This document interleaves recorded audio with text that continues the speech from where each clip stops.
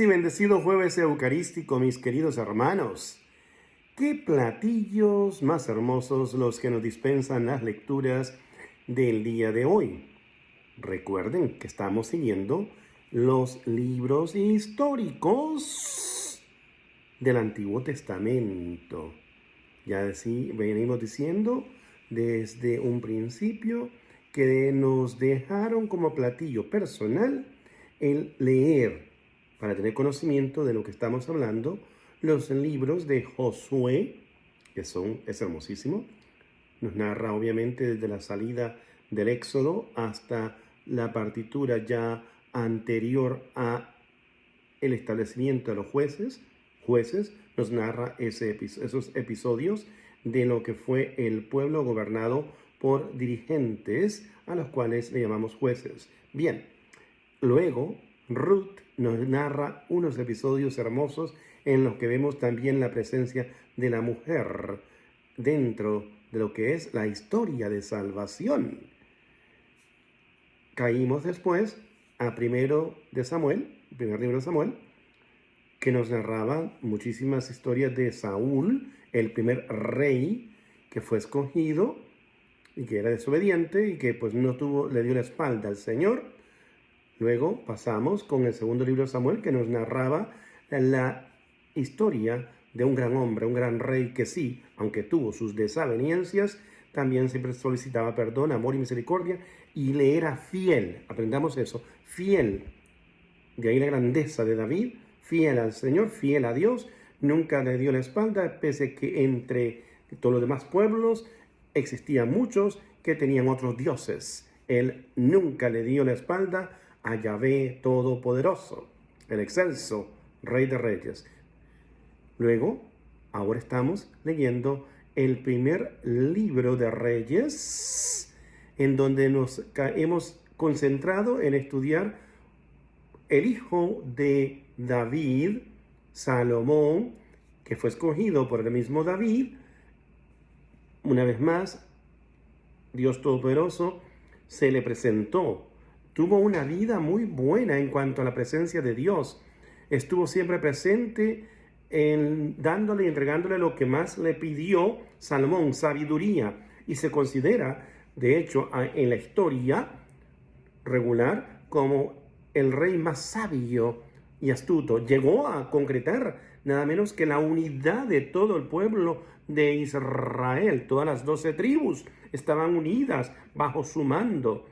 Y se creció tanto el pueblo de Israel. Jerusalén era magnífica. Fue el que construyó el templo del Señor por permiso mismo de Dios. Se le concedió que hiciese uso de esa sabiduría para dirigir al pueblo de la mejor manera posible, aunque el problema llega cuando el orgullo se hace presente y entra también él a caer en desaveniencia. Y lo peor aún es que ya no tiene esa cercanía con el Dios omnipotente, sino que va detrás de otros dioses que sus mujeres le habían a él enseñado. Usted dirá, sus mujeres, sí. A él se le permitió que Dios fuese así, le dio riquezas, le dio lo que no había pedido, pero que el Señor se lo concedió. De hecho, se sabe que Israel era resplandeciente bajo el gobierno de Salomón. Y aquel se llenó de tanto orgullo, se llenó de tanta lujuria, que llegó a tener 1000 mujeres. 700 eran sus esposas, o sea, las princesas, y 300 eran sus concubinas. Eso era elemento de grandeza en aquellos tiempos, ¿se entiende? Bien, tenía tanta grandeza, tantas cosas, pero se dejó influenciar por sus mujeres, por todas aquellas extranjeras que habían llegado, porque también tuvo esta en búsqueda de uniones políticas y diversas, se unió a mujeres que venían y procedían de otros lugares en donde había el politeísmo y había también, por desgracia, otros dioses fuera de Yahvé, el omnipotente. Él desgraciadamente se infectó de estas ideologías y permitió incluso que se hiciesen, que es lo peor, se hiciesen templos y él mismo cayó en la adoración. O sea que es muy importante tener en cuenta esto, que un cristiano puede perfectamente desviarse, sí se puede, lo vemos. Eso que se dice muchas veces de mis hermanos protestantes, una vez que aceptas a Cristo ya salvo eres. No, la salvación es algo constante que se puede perder. Salomón perdió la brújula hacia el Todopoderoso y está escrito en la Biblia, ¿okay?, en los diversos escritos que nos narran la vida de Salomón. Y hoy, en este episodio, Primera de Reyes, capítulo 11, del 4 al 13. Primera de Reyes, capítulo 11, del 4 al 13, se nos narra. Yo voy a usar uno de esos versículos, principalmente el verso 13, para hacer mención de cómo se desvió Salomón, después de tener tanta cercanía, una cercanía con Dios, de tener la aceptación de Dios para que fuera rey y uno de los grandes reyes, a su vejez, y nos lo narra este episodio en 1 Reyes capítulo 11, verso 4 al 13, se desvió.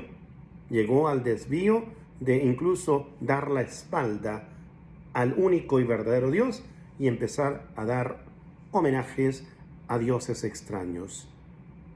La idolatría. Eso es idolatría. Darle el lugar que solo le pertenece a Dios a otras entidades, a otros elementos. Eso es idolatría. Entendamos, porque a veces estamos muy equivocados. Dos ideas que quiero que captemos. Uno, ¿se puede perder la salvación? ¿Se puede desviar? Sí se puede. Penosamente. Oremos a Dios, que es lo que hace el Salmo el día de hoy, el Salmo 106. Oremos a Dios para siempre estar cercanos al Señor y que el Señor nos dispense de su amor y misericordia para siempre estar unidos al Todopoderoso. Dice, esto es el verso 11, pero no lo haré, miren bien que Dios sigue siendo amoroso y misericordioso, pese al desvío que hacemos, siempre Dios está allí, anuente a perdonarnos, anuente a estar con nosotros, anuente a llevar a cabo su promesa de salvación. Pero no lo haré, dice, o sea, no quiso él, el Señor, hacer maldad o castigar, mejor dicho, a Salomón por su desvío, sino que por previsión, y aquí lo dice él, y lo voy a leer contextualmente, pero no lo haré en vida tuya, el desintegrar lo que más había querido y amado Salomón en sus años de reinado. Se había tenido una unidad de todo el pueblo de Israel, había hecho maravillas, su sabiduría pues era grande, Dios se la había otorgado, pero penosamente cae dentro de su orgullo, de su coraza, de querer tener más, acaparar más, de sentirse ya el todopoderoso y no darle el puesto a Dios. Dice, Dios promete dividir, y sucede, ya vamos a leerlo, y debido a eso es que hago contexto de este pasaje, porque lo veremos en la historia que seguiremos discurriendo en las lecturas que seguirán. Entenderemos entonces de dónde viene y dónde proviene la división del pueblo entre el reino del norte y el reino del sur, allá en Israel. Bien, pero no lo haré en vida tuya, esa división, en atención a David, tu padre. Lo arrancaré de mano de tu hijo. Ya lo veremos en las historias subsecuentes. También arrancaré todo el reino. Daré una tribu a tu hijo en atención a David, mi siervo, y a Jerusalén, que me he elegido. Por la desviación que tuvo Salomón, después de tener tanto. Salmo 106, de ahí saco el verso 4. Acuérdate de mí, Señor, por amor a tu pueblo, por amor a David, por amor a aquel que estuvo siempre bendiciendo el nombre de Dios. De ahí también destaco el verso 48 que me encanta. Bendito Yahvé, Dios de Israel, desde siempre y para siempre. Bendito sea. Caemos al Evangelio del día de hoy, que es hermosísimo, pero hay que también saber leerlo y saber entenderlo. Si allá, después de tanto amor y cercanía con Dios, cae aquí, en el Evangelio, encontramos a una mujer que ha vivido en el paganismo, que ha vivido en lo contrario, pero tiene una luz que resplandece, Jesús, y es a quien ella acude con fe. Una fe humilde, una fe sincera y una fe perseverante. Lo leeremos y lo veremos. ¿Les parece? Bien, entendamos, porque en los detalles está la enseñanza. San Marcos, busquémoslo por favor, mis hermanos, capítulo 7, verso del 24 hasta el 30. Y partiendo de allí, de donde lo encontramos, recordemos que hemos venido siguiendo al Señor en su caminata. Hoy lo encontramos en una región llamada Tiro. Era una área pagana, donde vivía mucha gente que tenían diferente tipo de creencias, ¿ok? Y no creían en el único y verdadero Dios. Y por eso entonces eran considerados como tal pecadores por el pueblo judío. De ahí que entendamos entonces que Jesús hará algo sin hacerse presente allá ni entrar en la casa, ya que eso era contra la ley. Era contra la ley judía de aquellos tiempos, entrar en casa de un pagano. Y partiendo de allí se fue a la región de Tiro. Y entrando en una casa quería que nadie lo supiera. Ahora entendemos, ¿no? Estaba en un lugar pagano, no quería que nadie lo supiera, que estaba allí de visita. Pero no logró pasar inadvertido, sino que enseguida, habiendo oído hablar de él, una mujer cuya hija estaba poseída de un espíritu inmundo, vino y se postró a sus pies. Repito, vivía en un mundo de oscuridad, pero ve una luz, la luz de Cristo, y viene hacia él, viene hacia él. Y veamos los detalles. Vino y se postró a sus pies. Destaca el evangelista que nos escribe este pasaje. Esta mujer era griega, como decir, una vez más, no era judía, era pagana. Sirofenicia de nacimiento, hasta nos especifica de qué lugar era ella oriunda, ¿ok? Y le rogaba que expulsara de su hija al demonio. Él le decía, espera que primero se sacien los hijos. ¿Quiénes son los hijos? Los del pueblo de Israel, su misma sangre. Se sacien los hijos, pues no está bien tomar el pan de los hijos y echárselo a los perritos. Esto es una palabra que se cree que fue mal traducida al griego y que pues significaba extranjeros, pero aquí la toma de manera tal a como la entendió la extranjera, así como lo extendió la mujer, de ser perritos. Y por eso la tenemos de esta manera.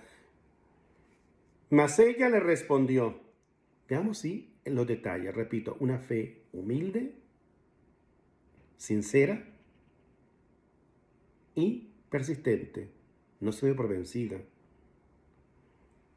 Mas ella le respondió, sí, Señor, pero también los perritos comen bajo la mesa migajas de los niños.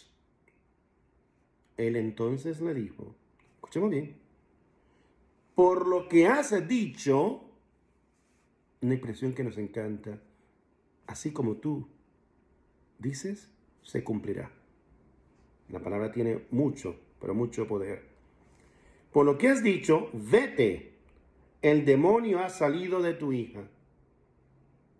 Volvió a su casa y encontró que la niña estaba echada en la cama y que el demonio se había ido. Fe humilde, ¿ok? Confiada, realmente confió. Una confianza absoluta en Jesús, porque se puso en camino, regresó. Jesús no fue con ella. se hizo el milagro a la ordenanza de la palabra del Señor. Ella creyó en esa palabra y fue perseverante, insistente. ¿Que hubiese hecho Salomón lo mismo? Pero por eso hoy la iglesia nos presenta esas dos historias, contrapuestas, la una a la otra. Que tú y yo podamos ser como esta mujer, mis hermanos queridos. Sea por siempre bendito y alabado el dulce nombre de Jesús sacramentado. Hoy nuestro Señor amoroso nos espera a que lo vengamos a visitar. Mis hermanos queridos, en todos los templos Él está presente para recibirnos el día de hoy y que tengamos esa confianza, esa cercanía con el Señor que se nos está repitiendo tanto en la primera lectura como en el Evangelio y por siempre.